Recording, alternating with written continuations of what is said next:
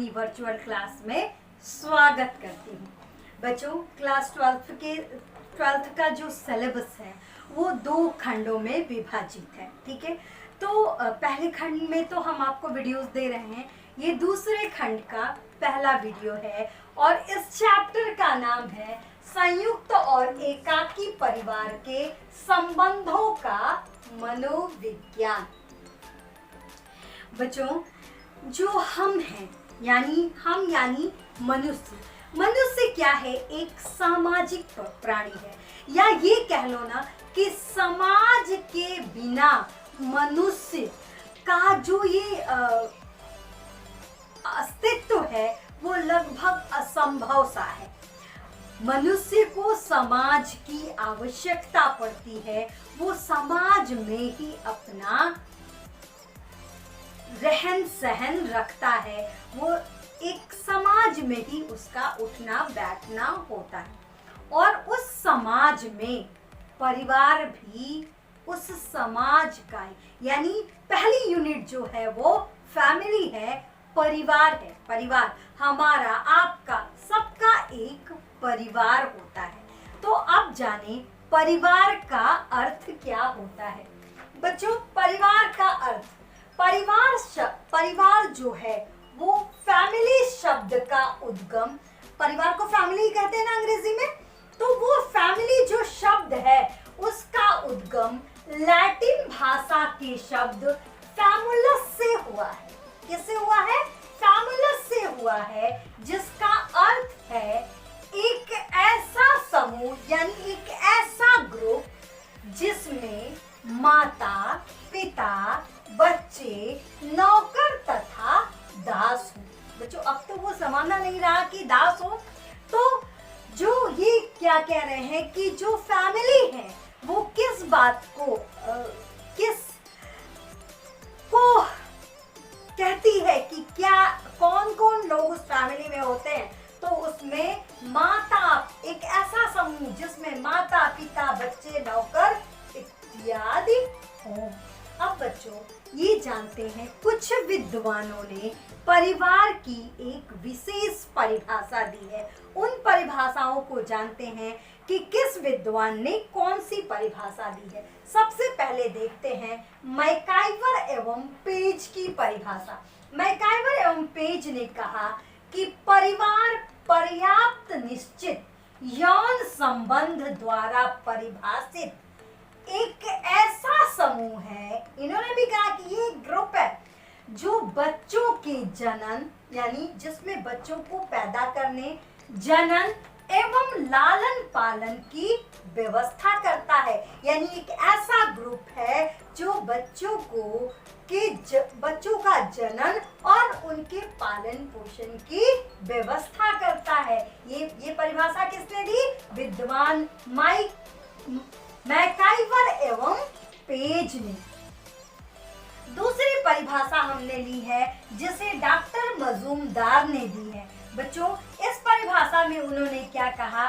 परिवार ऐसे व्यक्तियों का समूह है, यानी ये ऐसे व्यक्तियों का ग्रुप है जो एक मकान में निवास करते हैं, यानी एक ही जगह पे रहते हैं, रक्त संबंधी हैं, आपस में उनमें रक्त संबंध है तथा स्थान, स्वार्थ तथा पारिवारिक कर्तव्य बोध के आधार पर समान होने की चेतना या भावना रखते हैं। ये परिभाषा किसने दी? डॉक्टर मजूमदार ने। अगली एक और परिभाषा हमने लिया है बच्चों, वो है एलियट और मैरिल की।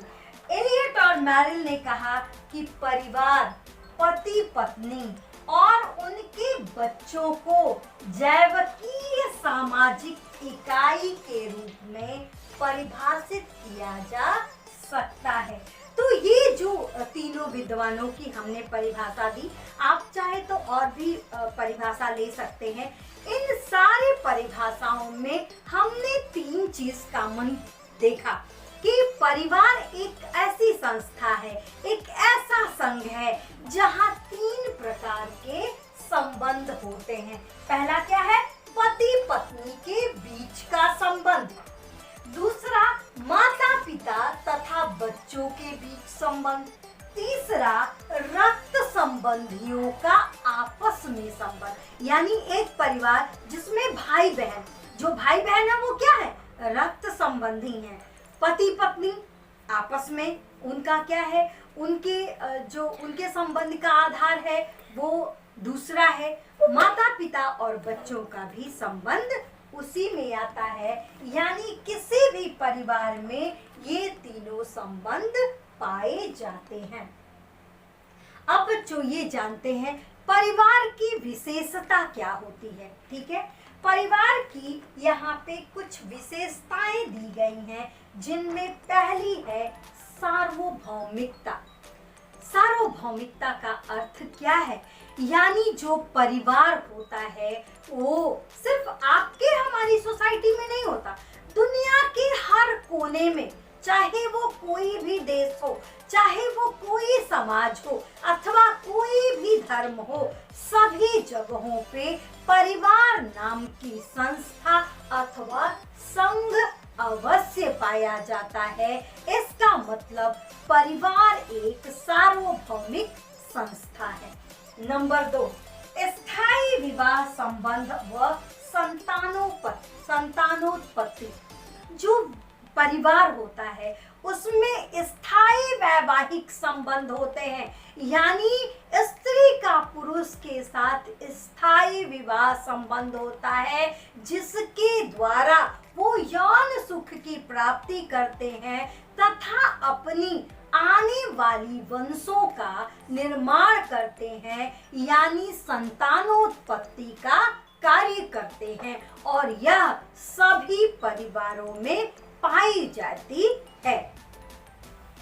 अगला है वंश या गोत्र का नाम। सभी परिवार किसी ना किसी वंश से संबंधित होते हैं, उनका एक अपना वंश अथवा गोत्र का नाम चलता है, जिसे आपने ब्राह्मणों में भी देखा होगा। आपने बहुत सभी रिलीजन्स में जो है वो स्पेसिफिक नाम लेके चलते हैं। वो क्या, वो परिवार का अपना स्पेसिफिक वंश अथवा गोत्र का नाम होता है, यानी प्रत्येक परिवार का अपना वंश और गोत्र होता है। अगला है रक्त संबंधों का बंधन। प्रत्येक परिवार में आपसी रक्त संबंधों में रिलेशनशिप होता है, जैसे भाई बहन है ना, ये सब क्या है, रक्त, एक दूसरे के रक्त संबंधी हैं वो, और वो एक दूसरे से किसी न किसी रूप से, या तो भावात्मक रूप से अथवा अन्य रूप से जुड़े होते हैं, और उनमें आपस में रक्त संबंध होता है। केवल जो बहुएं आती हैं वही विवाह संबंध में बांध कर लाई जाती हैं, केवल उनमें ही रक्त संबंध नहीं होता है। अगला है सामान्य निवास स्थान, यानी प्रत्येक परिवार किसी निश्चित स्थान पे निवास करता है और वो उस निवास स्थान पे सामूहिक रूप से रहता है। प्रत्येक परिवार का जो व्यक्ति है, आपके भी परिवार में आपके मम्मी पापा भाई बहन, हो सकता है दादा दादी भी साथ रहते हो, तो वो आप एक जगह पे ही रहते हो, यानी परिवारों का अपना स्थायी निवास, सामान्य स्थायी निवास होता है। अगला है सदस्यों के पालन पोषण की आर्थिक व्यवस्था। जो परिवार का मुख्य कार्य है वो संतानोत्पत्ति था, और एक दूसरा भी क्या है कि जो परिवार के सभी सदस्य हैं, परिवार में बच्चे हैं, किशोर हैं, युवा हैं, प्रौढ़ हैं, सभी के पालन पोषण का जो उत्तरदायित्व होता है वो किसका होता है, परिवार के मुखिया का होता है। यानी जो परिवार है वो सदस्यों के पालन पोषण की आर्थिक व्यवस्था करता है, और यह लगभग सभी परिवारों में पाया जाता है। अगला है भावात्मक आधार। प्रत्येक परिवार और उस परिवार के सदस्य प्रेम संबंधों में वो किसी न किसी तरह से भावात्मक रूप से एक दूसरे से आपसी प्रेम, सहयोग इत्यादि भावनाओं से जुड़े होते हैं। उनके जुड़ने का आधार भावात्मक भी होता है, यानी प्रत्येक परिवार का एक भावात्मक आधार भी होता है। अगला सीमित आकार। देखो बच्चों, आप कहोगे सीमित आकार, सीमित आकार का मतलब क्या है? यहाँ उसका मतलब ये है कि एक ही रक्त संबंधों के लोग उस पर्टिकुलर फैमिली में रहते हैं। ऐसा तो नहीं होता ना कि जैसे कोई ऐसा समूह हो जहाँ कोई ऐसा रहता हो जो दूसरे रक्त संबंध का हो। नहीं, सभी जो परिवार की श्रेणी में आते हो, जो आपसी रक्त संबंधी हैं, वही उस परिवार में रहते हैं। तो इसका मतलब क्या हुआ कि जो परिवार होता है वो उसका सीमित आकार होता है, यानी उसमें एक ही रक्त संबंधों के लोग रहते हैं। और अगर कोई आता भी है उस परिवार में तो विवाह करके जो बहू आती है वही बस रक्त संबंधी नहीं होती, लेकिन उसका फैमिली में आने का आधार विवाह होता है। अगला है सदस्यों का उत्तरदायित्व। प्रत्येक सदस्य का परिवार के प्रति उत्तरदायित्व होता है। प्रत्येक सदस्य अपनी जिम्मेदारियों का परिवार के लिए पूर्ण रूप से उत्तरदायी होता है। प्रत्येक सदस्य क्या करता है? अपनी जिम्मेदारियों का निर्वहन करता है। तो प्रत्येक परिवार के सदस्यों का अपना उत्तरदायित्व होना परिवार की विशेषता है।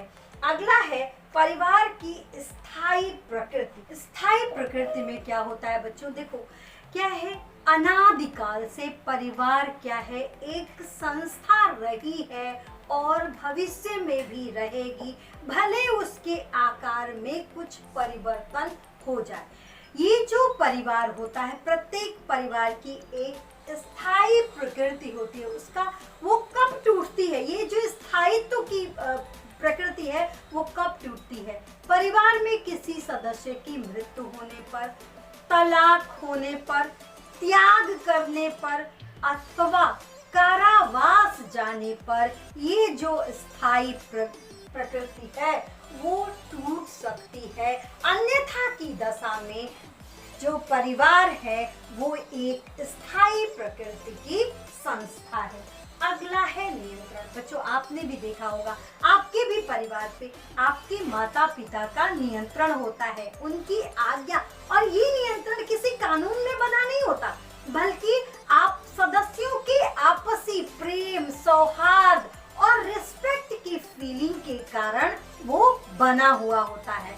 आपके परिवार का नियंत्रण भी आपके घर के मुखिया में ही निहित होता है। आप देखो जैसे ना परिवार पे नियंत्रण है ना, वो हर परिवार का अपना अपना जो अलग अलग व्यक्ति है वो नियंत्रण करता है। और ये काफी स्ट्रॉन्ग फीलिंग होती है, जिससे परिवार दिन पर दिन आगे की ओर बढ़ता है और उन्नति करता है। आप देखो जैसे विवाह है ना, विवाह प्राचीन काल से जो परिवार के लोग होते थे वो ही करते थे। अब तो नियम टूटने लगा है, लेकिन फिर भी आज भी यही चीज है कि जो परिवार का सदस्य है उसका विवाह परिवार के लोग ही तय करते हैं। तो ये क्या है? ये उनका अपना नियंत्रण है ना। तो इस प्रकार का नियंत्रण परिवार में देखा जाता है। अगला केंद्रीय स्थिति। बच्चों देखो, हम व्यक्ति से परिवार, परिवार से समाज, समाज से जाति, जाति से और आगे फिर विस्तृत होता है धर्म और कंट्री, पर आगे बढ़ता जाता है। तो जो केंद्रीय स्थिति में हमेशा से परिवार की रहा है, यानी परिवार ही वह संस्था है जो आगे इन संस्थाओं को बढ़ाती है। परिवार से समाज बनता है, ठीक है ना। इस तरह से यानी हमेशा ही जो केंद्रीय स्थिति में होता है वो परिवार होता है। तो बच्चों ये पूरा हुआ परिवार का अर्थ क्या है, परिवार की परिभाषा क्या है और परिवार की विशेषताएं क्या हैं। बच्चों इसमें अगर आपको कोई चीज़ ना समझ में आई हो तो मुझे कमेंट बॉक्स में लिखिएगा, और अगर आपको अच्छा लगा हो तो लाइक और सब्सक्राइब करना नहीं भूलिएगा। बच्चों नोटिफिकेशन बेल भी आप क्लिक कीजिएगा, जिससे मेरे वीडियोस आपको जैसे ही अपलोड होंगे वैसे ही आपको दिखेंगे। धन्यवाद बच्चों।